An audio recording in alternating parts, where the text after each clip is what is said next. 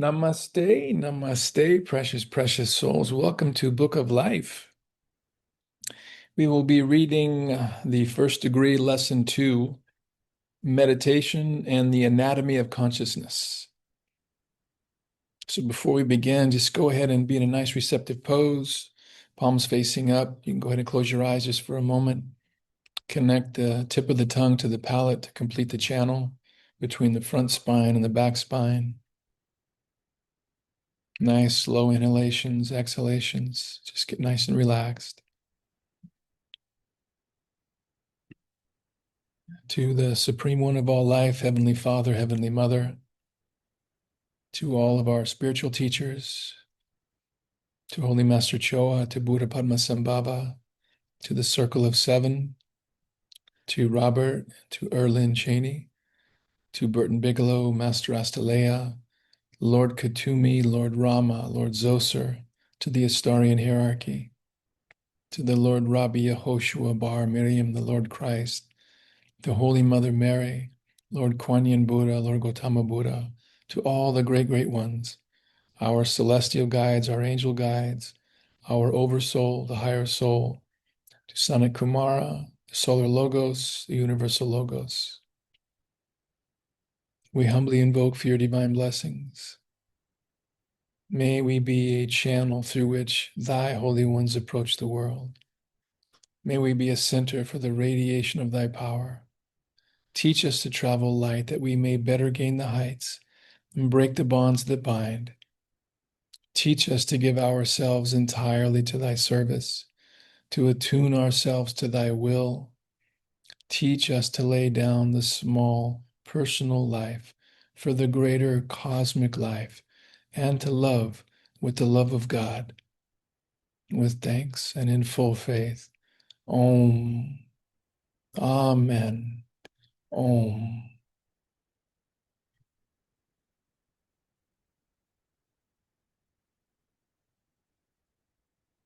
Okay. So, meditation and the anatomy of consciousness. First degree, lesson 2.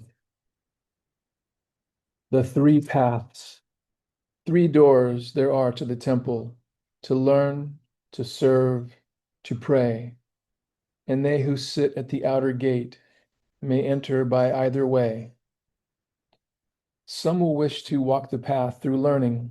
Some will find their greatest progression through working or serving. And then again, some prefer the path of devotional prayer or meditation. Astarians often practice all 3. Those who wish to follow the pathway through learning will be happy only in constant study and searching. They will pursue diligently their Astarian studies until they have made them an actual part of their daily lives. But, for example, they may have no desire to practice yoga. Some will wish to follow only the path of service to others in need, or to gain entrance by working. Some, devoted to service, may find it difficult to approach mental quietude because of the cosmic ray under which they live and move and have their being. It is indeed true that meditation is not possible for everyone, nor even desired.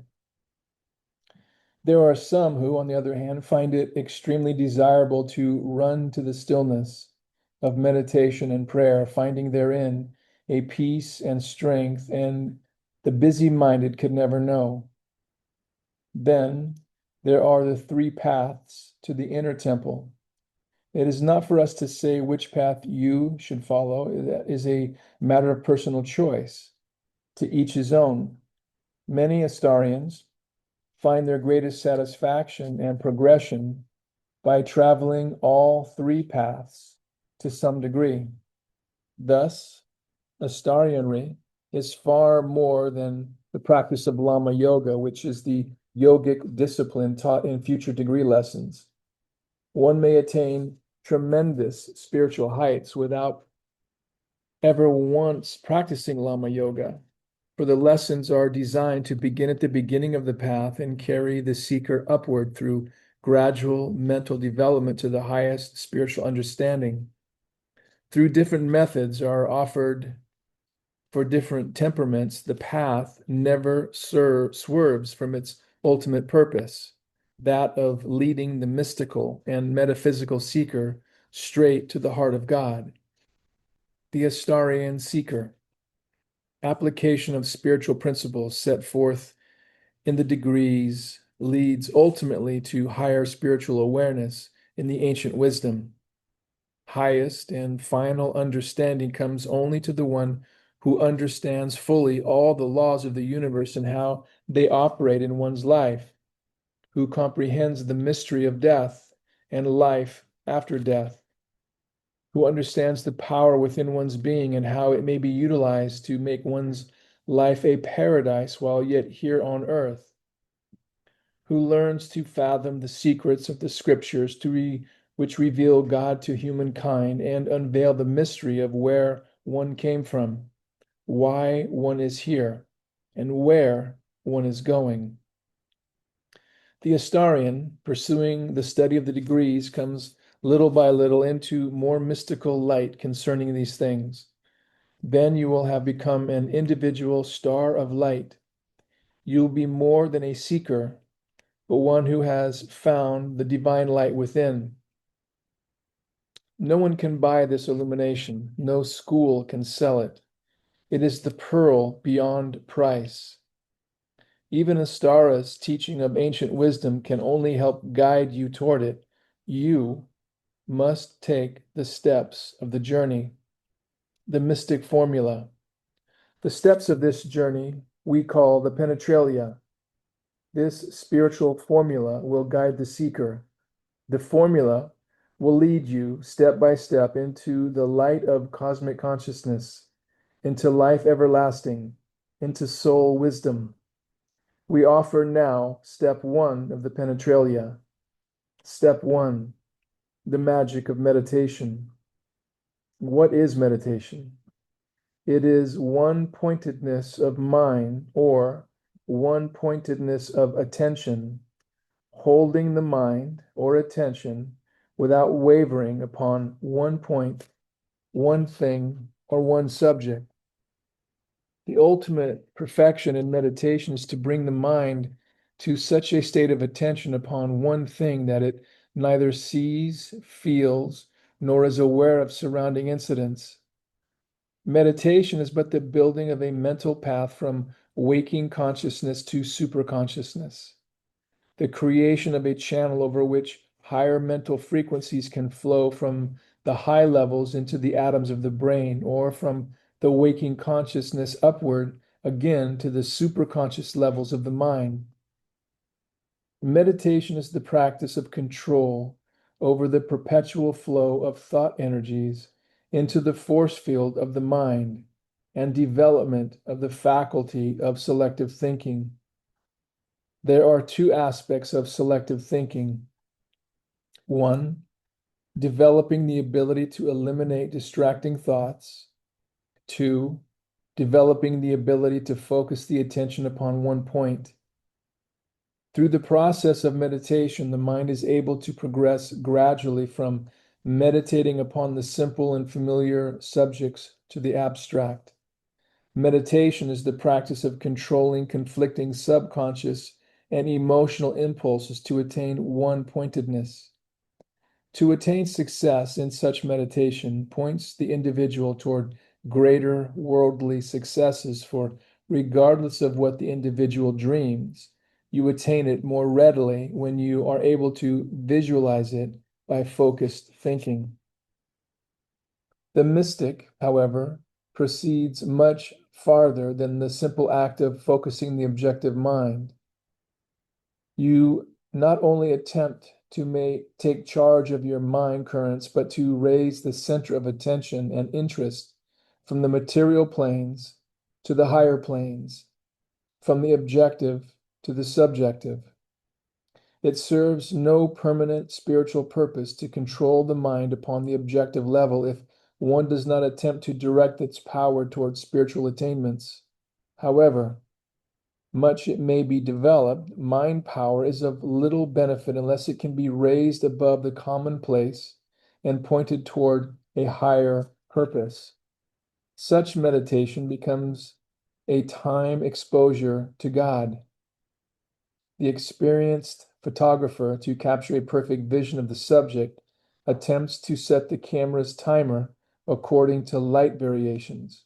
Some film and environment require a brief exposure to light.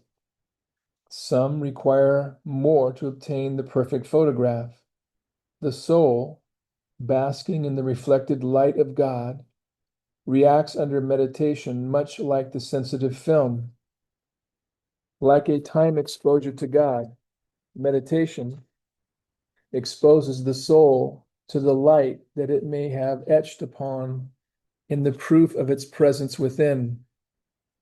In the beginning, you may have little patience in your disciplinary training. Your exposure to the light of God consciousness may be very brief. The results may be blurred and out of focus, but eventually, practice and time will unfold such a degree of skill, the waking conscious mind begins to reflect a perfect photograph of the upper radiance. Some degree of mental quietness may be achieved by all, although it is true that some simply cannot meditate. Meditation must be preceded by singleness of purpose and earnest longing to find a higher consciousness through focusing the mind, and many travel another pathway to attainment. For these seekers, many fascinating subjects of greater appeal will be found in later lessons. But to the seeker who travels this particular path, even the most laborious beginnings will ultimately, through practice, lead to some measure of success in attaining your goal. There are 5 steps to meditation. 1, the time. 2, the place. 3, the posture. 4, the breath. 5, the selected subject. The time. To accomplish its ultimate purpose, meditation should be practiced daily, for what the body or mind performs with persistence soon becomes a habit. An act begun with difficulty with persistence will become, through habit, easily performed. Once meditation becomes habitual, the attunement of the body will create a daily need or urge for it. The subconscious mind, which is actually being trained also, becomes increasingly responsive as the habit becomes established. There should always be time for a brief attunement to your divine light, just following your rising in the morning, for the functions of your body are still in a state of relaxation, and the mind not yet flooded with reflex actions toward daily problems. It is quiet but alert enough to remain attuned to its selected stream of thought, mentally surrounding yourself with the white light and speaking the Astarian affirmations during this time gives the Astarian a tremendous acceleration toward a successful day. For longer periods of meditation, most seekers choose the time just prior to retiring. They are more able to tune into the spiritual stream after the day's labor is completed and the mind, having accomplished its daily purposes, seeks quietness. But select your own time according to the pattern of your everyday life. The time allotted should approximate from 20 to 30 minutes. If this is not possible, then give what time you can. The purpose, after all, is not in the number of minutes spent, but in the accomplishments achieved, whether it be for 5 minutes, 30 minutes, or an hour. You should not meditate, however, immediately following a meal. The body is busily engaged in the digestive processes, and the mind cannot become receptive at that time. There are 2 days during the month which should be observed as the most excellent of all times for deeper meditations. These are the time of the new moon and the full moon. If possible, the seeker should fast during the day and spend much time in meditations. Spiritual forces pour down upon the earth during these periods, giving the seeker far greater impetus to gain one's goal. The place. If possible, one specific place should be established for your spiritual training. A special corner, a prayer rug, a certain table, a special room. Your prayer place must contain that which suggests worship, peace, and tranquility. A place which has a definite spiritual influence over you, which quiets the confusion of the mind and lends itself favorably to constructive mental work. Positive thought forms will be created there that will cause vibrations to which the sensitive subconscious self automatically responds. For instance, the passenger in a car who remains unobservant, relaxed, perhaps even dreamily dozing, becoming ready alert and partially tense when it comes one's turn to take the wheel. A doctor called from sleep may be tired to the point of exhaustion until reaching the bedside of the patient. There, the situation may demand the ultimate of skill, and the trained doctor forgets fatigue to become alert and watchful. The mind of the seeker, trained to the practice of meditation, automatically reacts in its accustomed meditative environment. For this reason, it is better, if possible, to keep the same habitual place, which will be associated in the subconscious mind with meditation. The benefits derived from a subconscious reaction to harmonious vibrations are worth the effort of preparation. Order preparing your personal shrine and your psychic unfoldment center. See page 24 for details on this special lesson written by both Robert and Earlyne. The posture.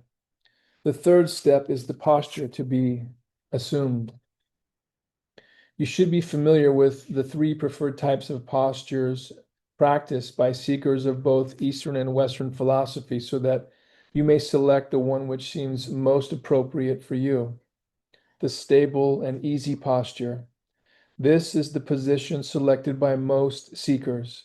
Sit in a straight chair with the spine erect, knees comfortably relaxed, not strained. Place your hands lightly in the lap with palms turned up or down as you desire. The shoulders must be relaxed, not taut. We have just stated that the spine must be erect. During any breathing exercise, do not lean against anything, but during meditations, you may rest your back against your chair. Your meditations may take you into inner mental realms, and a sudden loss of bodily balance could call you abruptly back to your physical senses and defeat your mental efforts. So rest against your chair, but do not allow the body to sag. The sevenfold lotus posture. Sit on the floor on a cushion with your feet folded cross-legged in front of you. This posture is called the lotus posture, for it is thus that the yogi is often pictured. Your hands may either recline in your lap or on each thigh with the palms up or down as you desire. Some prefer to place the hands on each extended knee. This lotus posture is greatly to be desired if you can achieve comfort in using it, for it accomplishes two important purposes. It stimulates every organ and spiritual center. The chakras respond readily to cosmic currents in this position, and if it is possible to train your body, it is highly advantageous. It gives steadiness and balance to the body. In this highly sensitized mental state, even the slightest swing of the body may snap the consciousness from its reverie and defeat your ultimate success. Even in this posture, some may wish to rest against the wall or one's bed following the breathing exercise. It will require practice to maintain this posture for any length of time. You may wish to begin meditation thus until you tire, then transfer to a chair until little by little your body becomes well practiced in this posture. The Padmasana mystic posture. This is the lotus posture more fully emphasized. While sitting cross-legged, insert both feet to rest upon each opposite thigh. Although this is a most difficult yogic posture, it is to be admitted that it brings tremendous stimuli to the spiritual centers. If you wish to practice it, you must first train your body. To train the body, sit in lotus posture and, taking one knee at a time, churn it up and down with your hands. Each day, exert more pressure upon the knee as it rocks up and down until each knee ultimately lies flat on the floor without any help from the hands. Then take the right foot and place it upon the left thigh in step down, with the bottom of the foot turned up. Rock the knee, then alternate with the left foot. Daily practice will eventually enable you to assume the locked Padmasana posture easily. The goal to be remembered is complete forgetfulness of the body. Therefore, the posture which offers greatest comfort and relaxation is the one each seeker should select for your own practice. We seek mental tranquility, serenity, one-pointedness of mind, and lifting of the consciousness to a higher level. To do this, one must not only forget the body completely, but all else as well. And one can hardly do this if you are constantly conscious of bodily discomfort. The principal points to remember in training the body are these. 1. The ears and shoulders should be held in a vertical line to each other.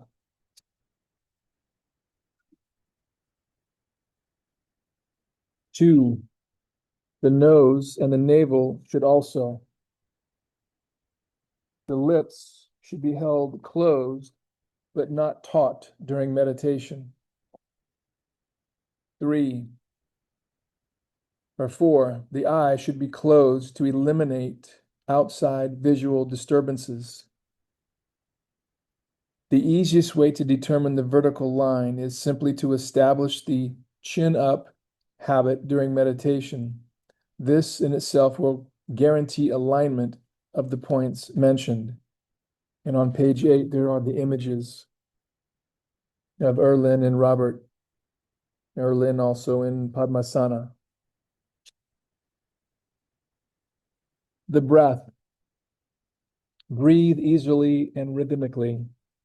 You should not be able to hear heavy inhaling and exhaling during the period of meditation. As you slip more deeply into inner worlds, rhythmic breathing slows down all the functions of the body. Train the breath mentally to become quieter and slower. As the body and heartbeat become more quiet, so does the mind respond until both mind and body become stilled, stilled, stilled. Important points. Under no circumstances should you attempt to make your mind a blank.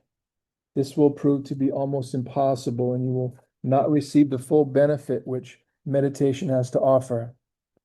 It is good to remember that all stimuli should be shut away from visual contact. If you close yourself in a room for your meditations, then pull the shades to keep out disturbing flashes of light from outside. In early meditations, you are likely to experience the feeling of sleepiness. If you grow sleepy, you must terminate your meditations, for the entire purpose is mental training, alertness, and holding the attention upon one point. The mind, which is sleepy, cannot be alert. With practice, the alertness should become automatic. The more calm and serene the body, the more alert the mind. A power of prayer. Before beginning your actual meditation, you may wish to prepare your mind with the following ritual. It can be used in solitary meditations or when several seekers are gathered together. It may be employed as an invocation of power and understanding, the attunement of mind, or as a supplication for healing. This may sound familiar. Great Architect of the universe, may I be a channel through which thy holy ones approach the world. May I be a center for the radiation of thy power. Teach me to travel light that I may better gain the heights, break the bonds that bind. Teach me to give myself entirely to thy service, to attune myself to thy will. Teach me to lay down the small personal life for the greater cosmic life, and to love with the love of God. The subject for meditation. The one essential for successful meditation and concentration is to select a subject upon which the mind can fasten itself to prevent it from wandering into various other channels. Your choice of a subject falls into three categories: attributes, objects, or persons, which are sources of inspiration. The material-minded person, or the one who is faced with the need for money, who greatly desires some material object, will often fret at what is considered wasteful time in meditation.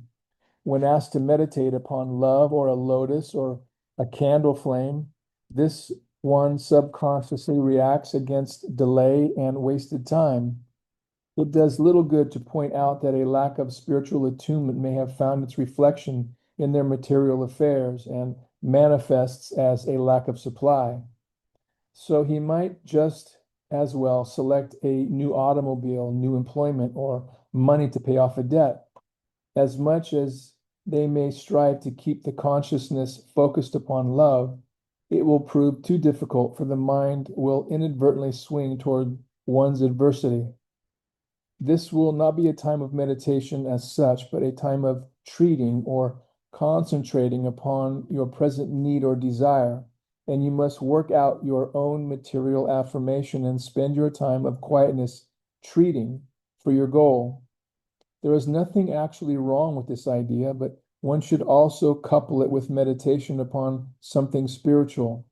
The spiritual minded who recognizes that the strength one can build into the mind during meditation may help one directly to overcome one's lack in life, will find the time of peaceful meditation not only inspiring, but truly beneficial in one's daily life. You will come to find that meditating upon such attributes as love or listening to the sound of the inner voice will, in the final analysis, prove to be the most practical of all forms of meditations. For these spiritual meditations open the floodgates of cosmic power instead of restricting that power to one specific material need. The entire consciousness is thus illumined, and such as illumined consciousness will quickly find the answer to your problems or the way to attain your desires. Your needed answers will be attracted through the laws of the universe. To such an illumined person, all good things must come, for you will be a living, breathing magnet. The one who seeks first the kingdom of heaven will indeed find that all these things are then added unto them. Once convinced of this law and its sure action, it becomes easier to concentrate on a particular spiritual idea. The first meditation on that idea or that particular object will necessarily be brief because the mind is only beginning to be trained. But many repetitions of this simple concentration will form the mental track or the mental habit so that it becomes easier with each attempt to hold the mind upon the spiritual subject. Little by little, a powerful concentration habit is formed until the mind, when invited to concentrate, will automatically center its attention upon the desired thought. One suggestion is to develop your own metaphysical form of the rosary. Words are repeated while the mind focuses upon an object of love. In this example, Our Lady of Light or the Mother Goddess. We offer the following subjects for your choice. 1. Attributes. A. Love. B. Serenity. C. Compassion. D. Happiness. We have chosen love as our example in this lesson. In a later lesson, we shall consider other examples. 2. Objects. A rose or the Mother Mary. or Mother Goddess standing inside a rose? B, a crystal ball? C, the inner person or the face of the Christ, Buddha, Moses, Krishna, the goddess Isis, or another avatar?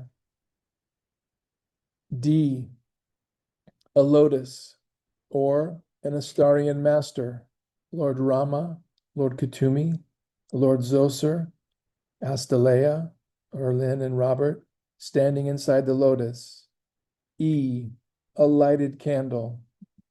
F, a bowl of water. We have not space in this lesson to pursue teachings outlining meditative procedures concerning these subjects, but we'll discuss them in a later lesson.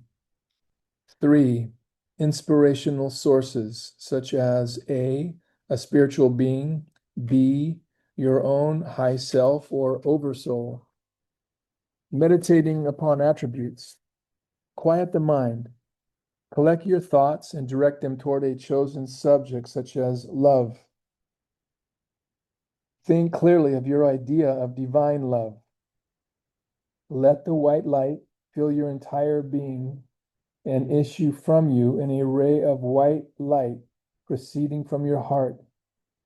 Imagine that it encircles the globe and embraces all things. Mentally affirm, the love of my heart pervades the world. There is not one being in all the world this love has passed over. It is suffusing every atom and every being of this world. This light flows from a heart grown great with love and mighty and far-reaching beyond measure.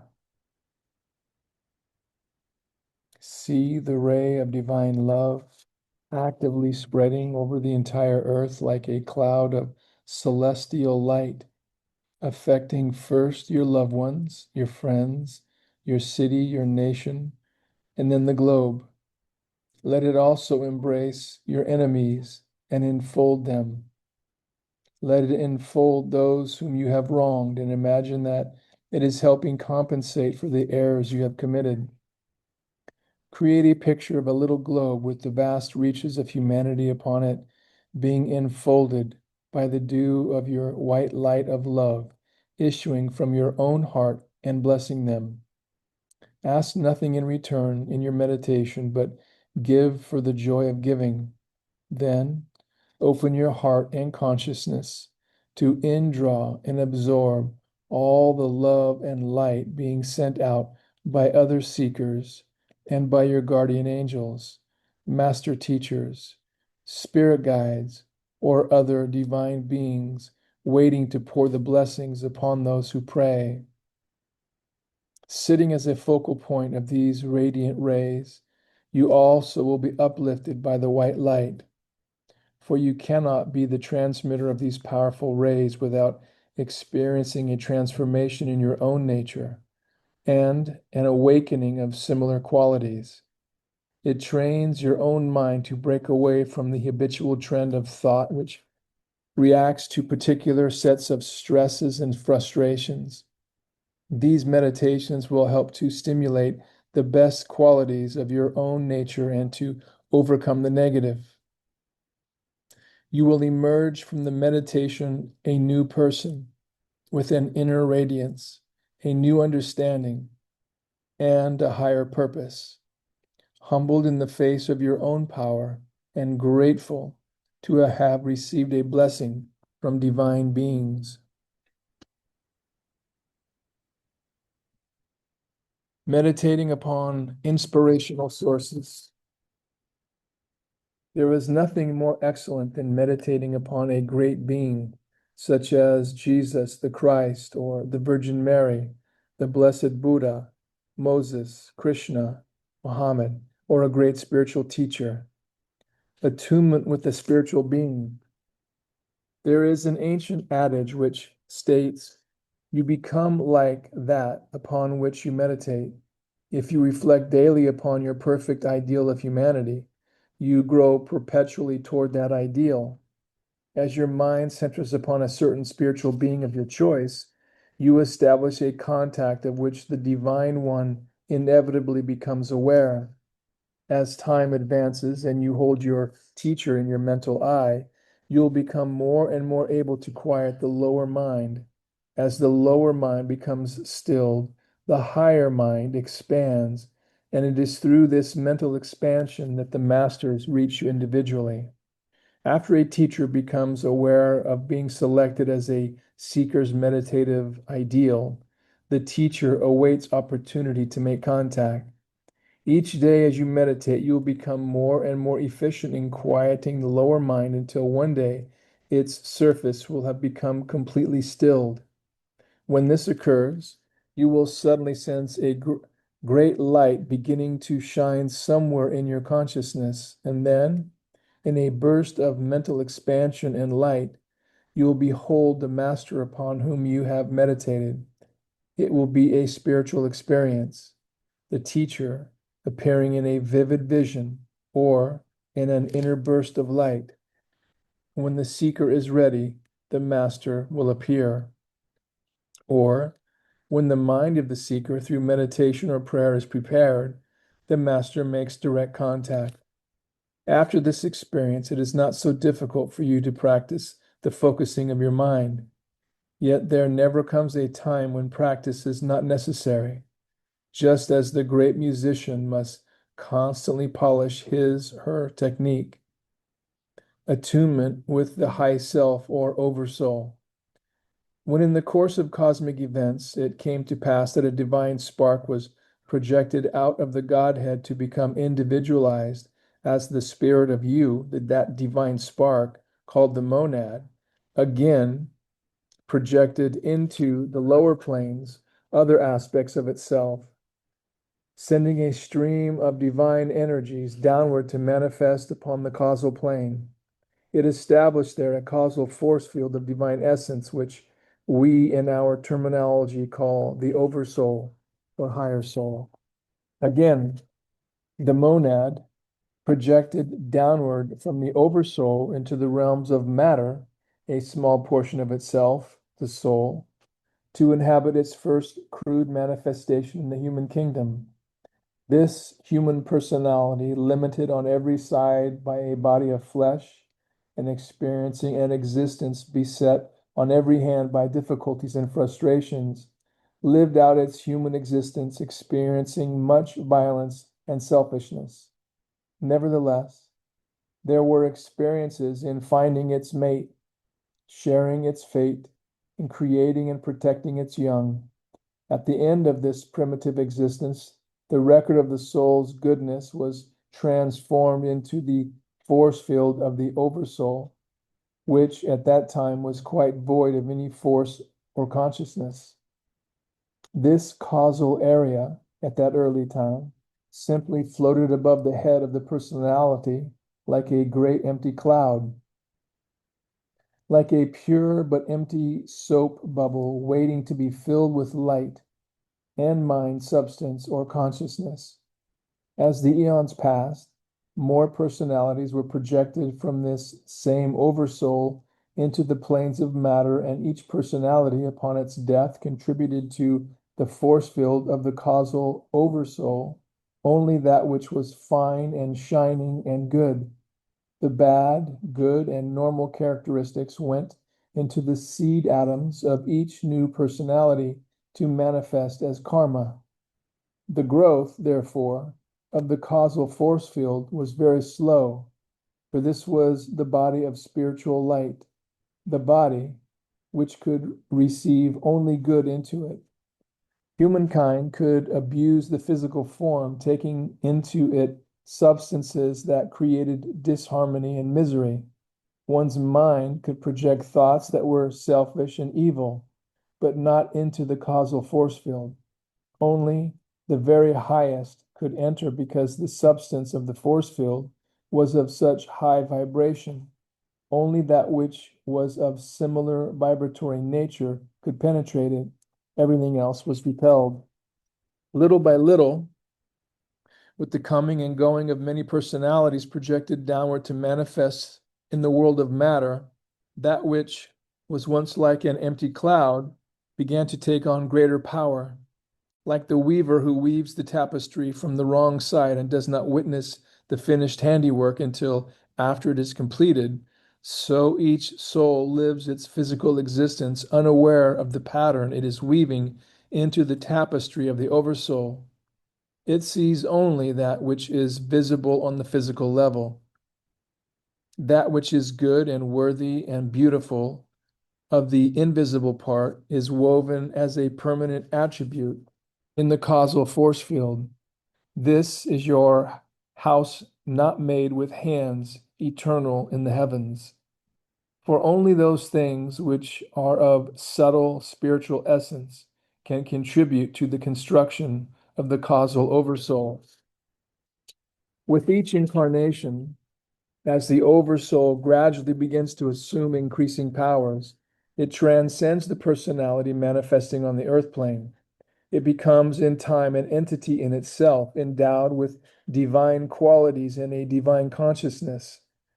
Just as a powerful thought form sent from the mind can, if given increasing power, eventually take form and become greater than its creator, so does the oversoul eventually outstrip the personality until finally it becomes like a divine being, a guardian angel. It becomes a super personality, a superego, overshadowing the personality manifesting on earth. It becomes the high self, overshadowing the earth personality. It represents the sum total of all the good and beautiful in all the personalities which have in the past been you. It has endured for an unspeakable time and remembers all that you have ever been. It bears a definite parental relationship to the personality and is worthy to be called a guardian. Even though in comparison to the personality it might be termed a god, nevertheless, it is still in the process of growth and progression. Its means of evolving is through personalities projected one after the other to the earth plane. It is called by many names: the high self, the superconsciousness, the superego, the immortal mortal, the guardian angel, the superpersonality. In our writings, we have chosen to call it the Oversoul. One of our supreme attainments is to become conscious of and in rapport with the Oversoul. For compared with the limitations of the personality, it is godlike in its wisdom. However, since it is still evolving, it is still fallible and subject to some margin of error. One of the most difficult of all teachings for the seeker to grasp is the presence of this invisible oversoul existing in your auric force field. Harder still to realize is that this superior being leads a life of its own in the sphere of the holy ones. The level of consciousness where this oversoul dwells is the level of illumined souls, the region from which the great being watch over human events, the region of the bodhisattvas, the region from which great souls periodically return to earth to inhabit new physical forms in order to guide and instruct humanity, leading the human race toward its ultimate purpose.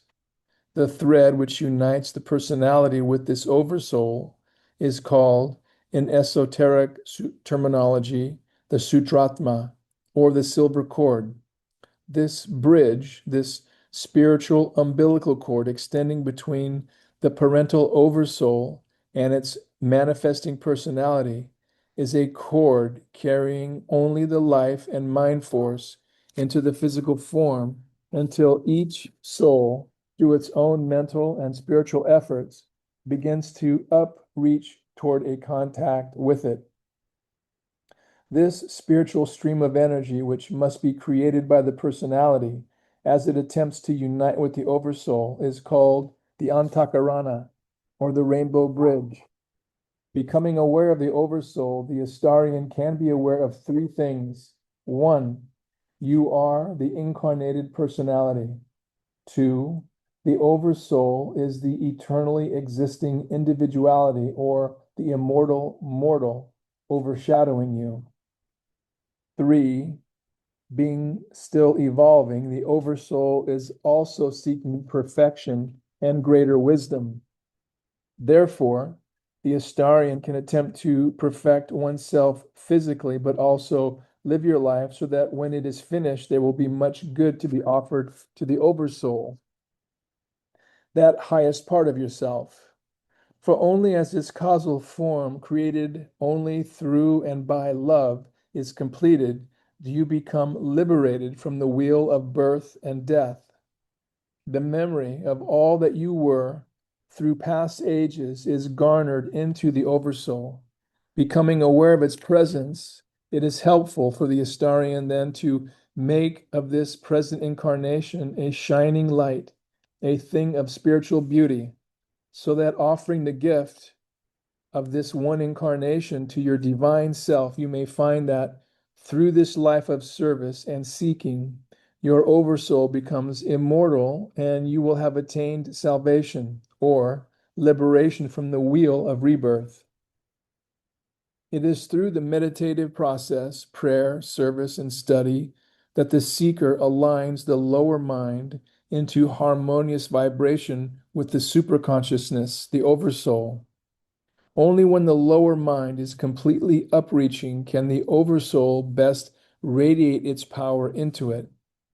Each time a contact is made either with a great one or the oversoul, this vitalized power and light become an increasingly innate part of the seeker. There is an Eastern phrase, Om Tat Sat, which translates, I am that. One day, perhaps after much meditation, when you have quieted the lower mind, you will catch a glimpse of the greater self, which is in actuality the real you. As you gaze upon your own splendor, the full realization that you are gazing at your own self will penetrate your consciousness, and you will understand with awe that you are that.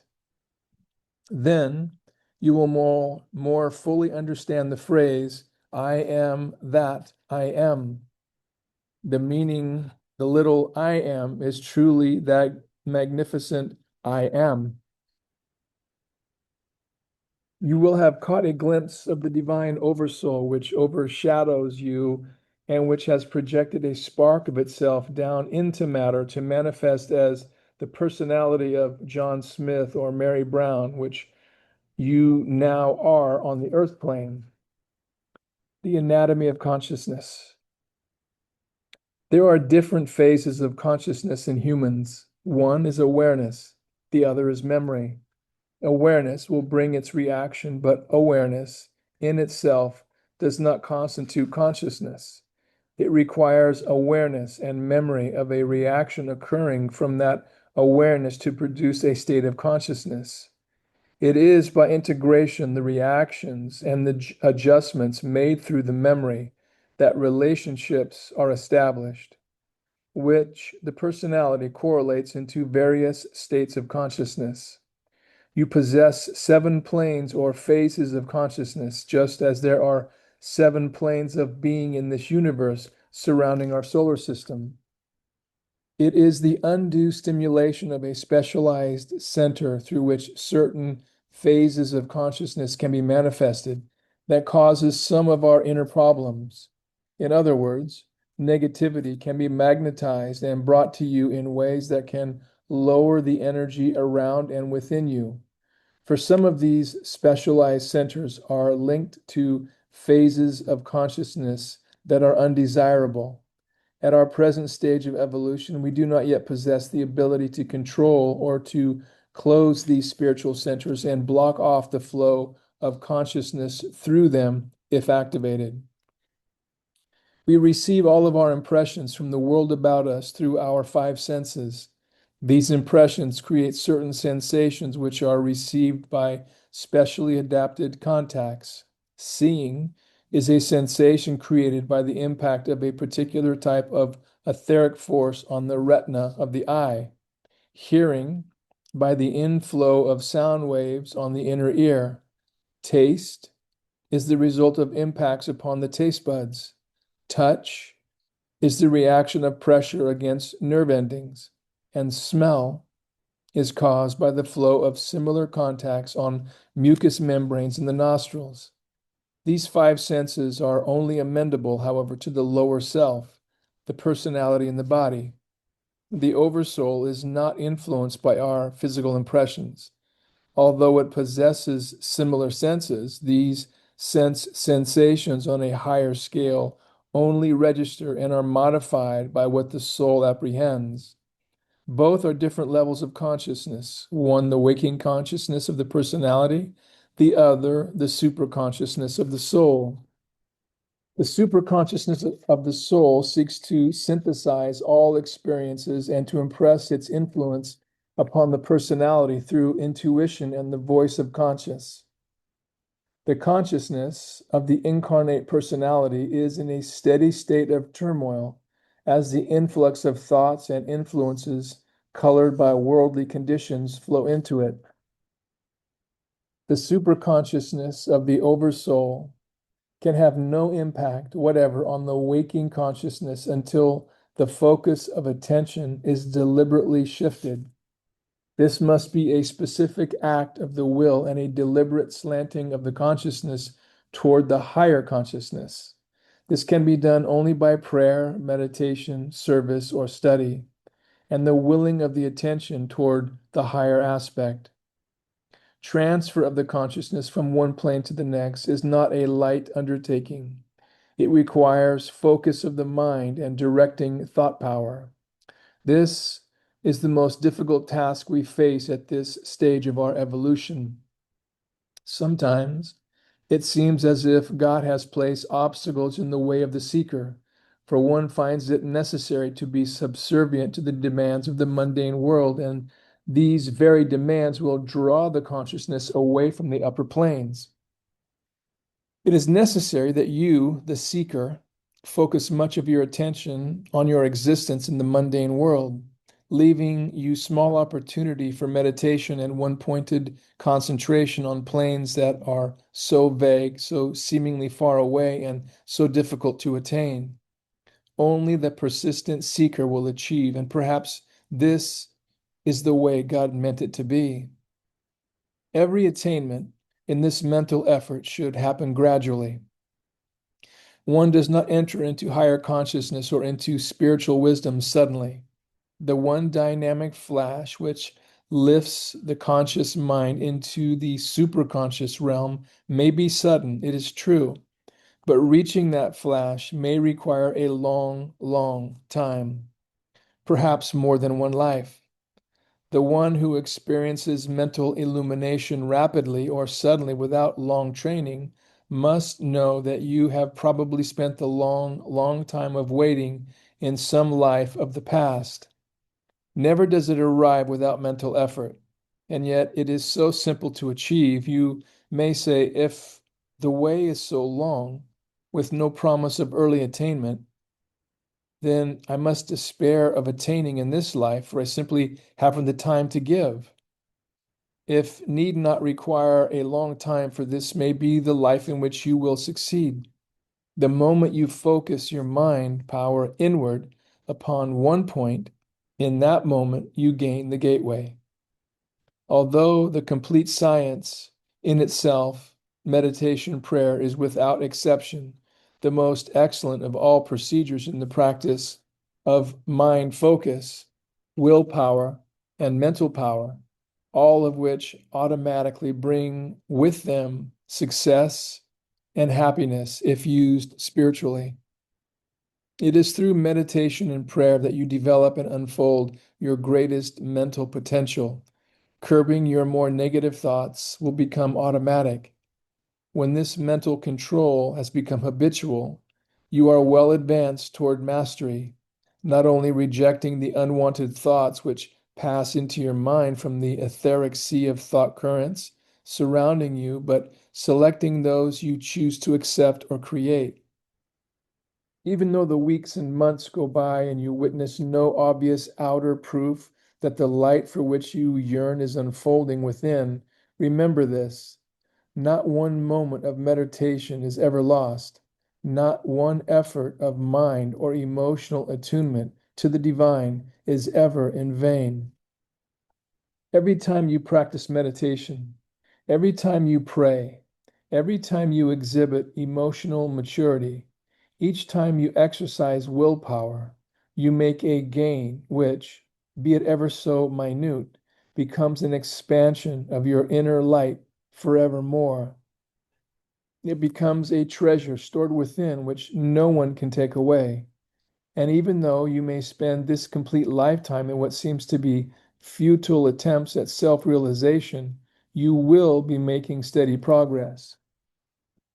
When you have gained some spiritual strength in your progression, then there are divine forces which will bring about a balancing of the daily life.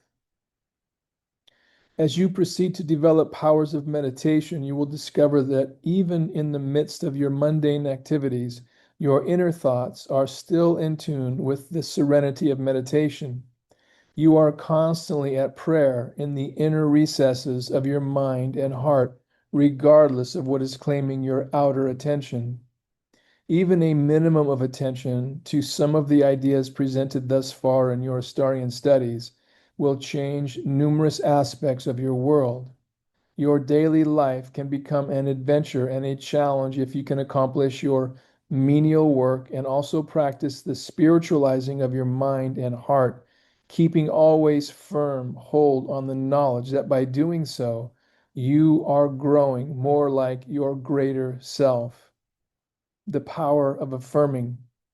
Another technique in directing material changes is through the ancient power of affirmation. Thou shalt also decree a thing, and it shall be established unto you. Job chapter 22, verse 28. For the masses, the process of attaining that which is desired is simply vague, wishful thinking. For the more informed, there is treating, the process of holding the thought for that which you desire. But for the enlightened Astarian, there is decreeing. An affirmation is working out a formula of words according to your desires, endowing that formula with creative powers and releasing those words in a powerful thought form. Affirming embraces careful analysis, discriminatory choice of words, and power visualization. To affirm a goal, you must sit in careful meditation, analyzing your problems or your wishes, making very sure that you write down exactly the right words to describe your desires or your goals.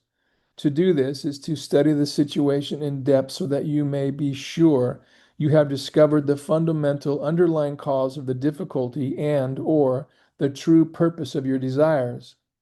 You must analyze carefully that which needs to be changed or select cautiously what you are choosing to manifest. Write down your formula. Visualize those carefully chosen words, creating the thought form of their final effect. Then, speak the words or the formula firmly and commandingly. You're going to send this formula, your requisition, as you would send a letter or email to spiritual beings on a higher plane and ask that they support your affirmation. So be very sure that in selecting your words, you plan them so they cannot be misunderstood, or the result will be confusion in both your mind and theirs. State your request in as few words as possible, then retire to your place of solitude. Try to visualize yourself having met your goals, for example, a perfect healing, improving a difficult relationship, seeing that loved one in need actually walking in a cloud of white light. Mentally focus on choosing your desires rather than wanting or needing your desires. Then stand and say, I call upon the circle of seven, and I visualize my goals being met. Outline it briefly in a few words.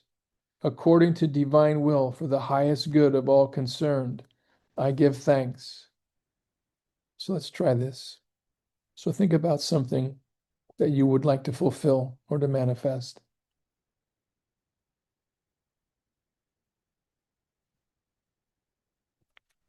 And just affirm, I call upon the circle of seven,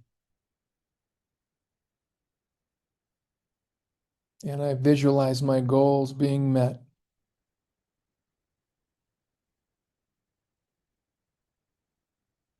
According to divine will, for the highest good of all concerned, I give thanks.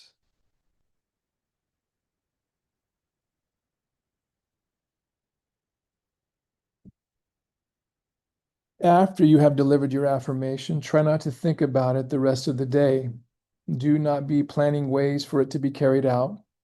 When you retire at night, turn your attention to the circle of seven and ask that it might be revealed to you how to meet your goals. Follow the same procedure the next day, meditating upon your visualization and voicing it. Try not to worry about it after your decree is finished, for you want your mind as peaceful as possible so that you may receive your answer. Nor do you want negative thoughts to interfere with positive cosmic forces which have been set into motion to bring about fulfillment of your request,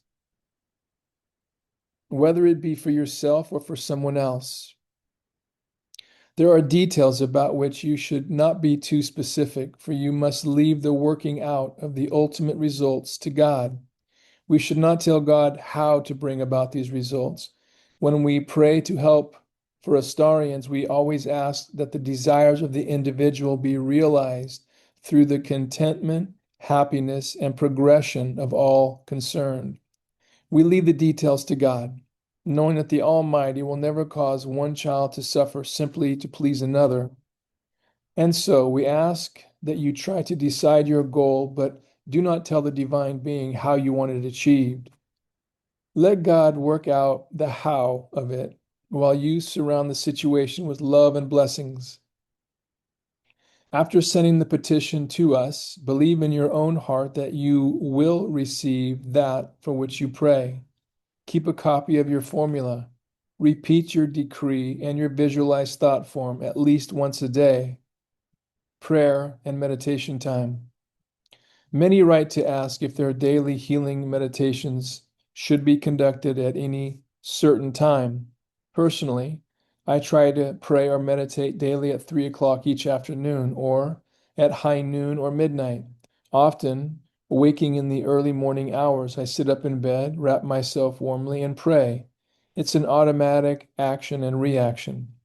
If you cannot select any of these times, then select any time convenient to you. It is far better to do this only when convenient than to miss your attunement altogether. You may wonder whether Zoser sends his power according to Pacific Coast time at Astara Center. The answer to that is wherever you live, at your sunrise, your high noon, your sunset, your midnight, Zoser will be sending etheric currents your way. He is wiser than we as to just when these times occur all over the world and is familiar with electromagnetic currents which sweep the globe in accordance with the movements of the sun and moon. He will be projecting the light toward you at these times, no matter where you live.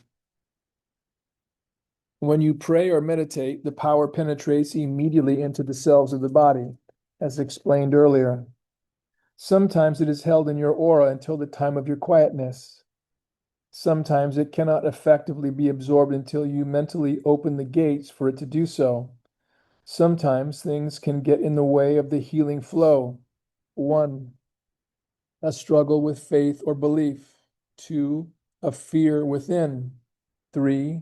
A feeling of guilt through which your subconscious may be convinced that you do not deserve the healing. Working with and through these barriers is a science in itself, which we shall pursue later. Suffice for the present to say that it would help a great deal for you as recipient of healing and transformation energies to find a daily quiet time for surrounding yourself with a bubble of white light. If you cannot, the healing prayers will be traveling daily to you anyway, along the etheric thread established between you and Astara. Special note: Lest you feel too many exercises have been offered and that Astarian lessons consist only of presenting more and more of these, let me remind you that these have been in connection with healing and as step one of the mystic formula, which is the art of meditation. In the following lessons, we enter into our other teachings from ancient wisdom. From time to time, other suggestions will be offered, but you need not practice any of these techniques until or unless you feel so inclined. You may prefer to await step one of Lama Yoga, which will be sent with lessons 6 and 7, or you may prefer to practice none at all, which is your prerogative. Your connection with Astara is not the practice of exercises, but rather a study of ancient wisdom, a philosophy of life and living. Our pledge to you. Both Robert and Earlyne want to assure Astarians everywhere that no matter where we are, whether in the body or after we leave the body, or our work on the higher planes, paramount in our minds and hearts always will be the spiritual growth of Astarians. As dedicated as we are now while abiding on earth to the purpose of Astara and its wonderful aggregate of evolving souls, we shall be of even greater service after we leave earth for the higher dimensions of life. Wherever we are, we shall be with you, just as the masters help us all now. So shall we attempt to uplift and inspire Astarians as long as there is even one who needs us. Preparing your personal shrine and your psychic unfoldment center. This special lesson available to all helps you prepare a home shrine, whether it be an entire room, a special corner, or a certain table. It offers details about establishing a place for developing your ESP and describes how best to produce psychic phenomena. Written by both Robert and Earlyne, fully illustrated, this booklet is nominally priced and available by calling or writing Astara's headquarters or visiting the online store at astara.org. The supplemental monograph, Methods of Meditation. Earlier in this lesson, we referred to 3 different types of subjects for meditation: attributes, objects, and inspirational sources. We selected certain examples and discussed them, leaving others to be discussed later. In this lesson, we shall pursue our instruction concerning the art of meditation using 2 objects as our subjects, the rose and the lotus. The rose meditation. The rose is the lotus in the West. You should obtain either a live or an artificial rose. You are going to begin training your mind toward perfect visualization. The purpose of practicing visualization is to focus your attention upon the object itself, visualize it completely, and hold it before your mental eye. When you begin your meditation, you may prefer to let your mind wander. Imagine that it is a lake and watch different thoughts rise to its surface and float there. Allow each thought to remain for a moment, then force it to depart. Then select your one object, your rose. In your imagination, build a masterpiece of a picture around it, and then, one by one, mentally erase the parts of the picture you painted around it until finally you have nothing remaining but the glorious flower suspended before you. Hold it vividly there for a moment with every ounce of your mental effort. Then suddenly erase it. Hold before your mind's eye for a split second a wall of nothingness, as if you reached out and drew down a white wall to hide the rose. Gaze upon the wall for a second, a wall which is void of all things. Hold this blank white wall before you for a flash of a second. It is during this void that the inner vision may rise, or some sensation be experienced. As the mind erases the subject of meditation for this split second, The alerted higher consciousness projects a momentary flash of inspiration, of light, or some manifestation of itself to be mirrored upon the blank wall. What is to be expected to happen during this time, the second time? Each person will react differently, see different visions, or experience different inner reactions or mental responses. The mind may be caught in a sudden spiral sensation. The suggestion is allow it to happen, spiral with it mentally, for it is leading you toward a higher level of consciousness. Or there may seem to open in the top of your head a sliding door, freeing the mind from its earthly limitations and allowing it to expand from the top of your head to embrace the universe.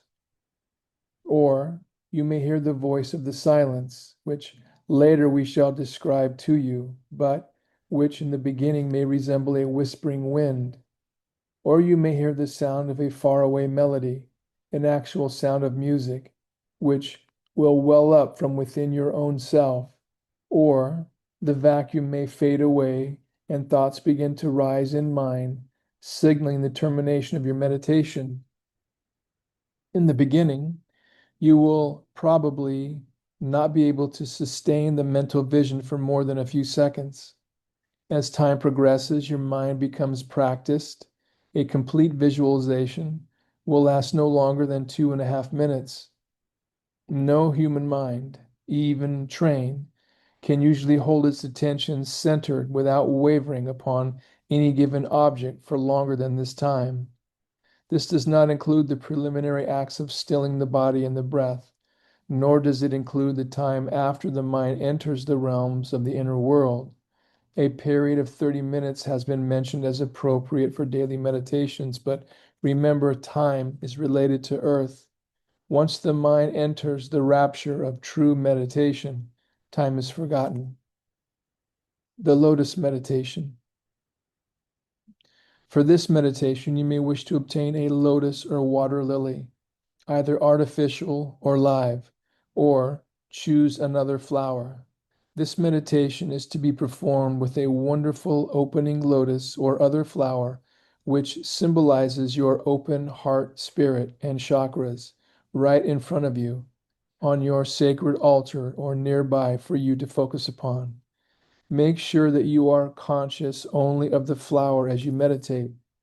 You may prefer to use the lotus poster available through Astara.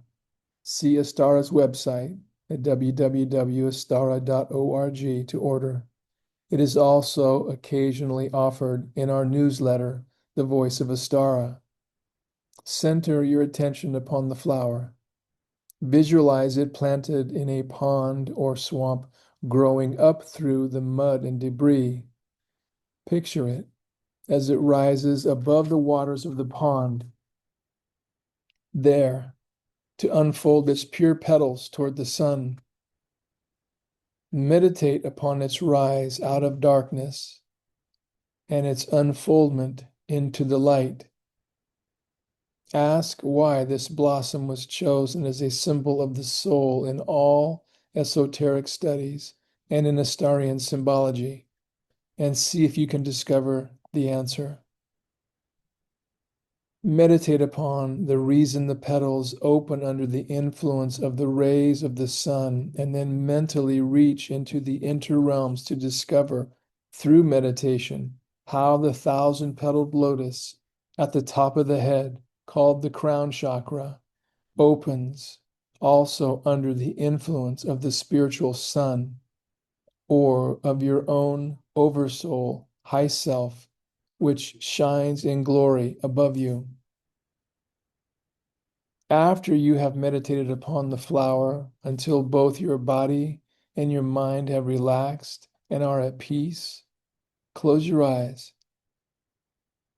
Begin breathing slowly and deeply as you gradually tense your entire body. Then, at the peak of one slow inhalation, hold the body completely tense all over. Then, Suddenly relax and let go, exhaling vigorously. Relax your arms and feet. Open your eyes. Look into the flower again, just long enough to form a mental image. Now close your eyes and, in a relaxed state, imagine that the flower is expanding larger and larger until it has completely encompassed you and you are lying in its heart. Try to be truly at one with the soul of the flower.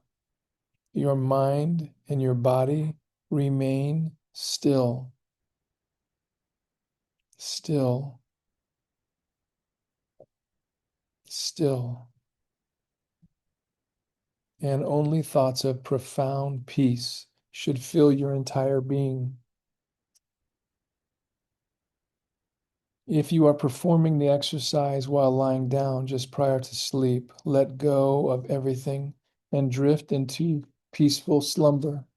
If you are not, train your subconscious mind onto the all-enveloping peace, which you will experience. Allow no thoughts of fear, worry, anxiety to enter your mind.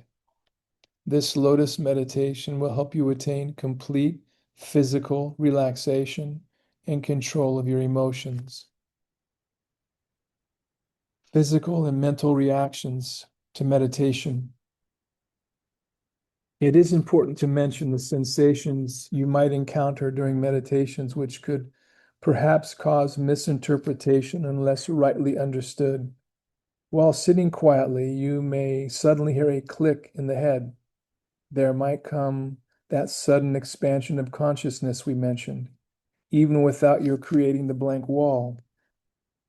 The mind might become suddenly more alert and the mental activity accelerated.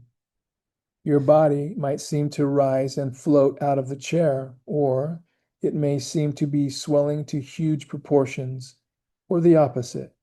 You may feel as if you are somewhere no larger than a pinhead down in the depths of the body. You may experience a tremendous heat or an intense cold. The body may begin to sway, either forward or backward, or from side to side. Steady it.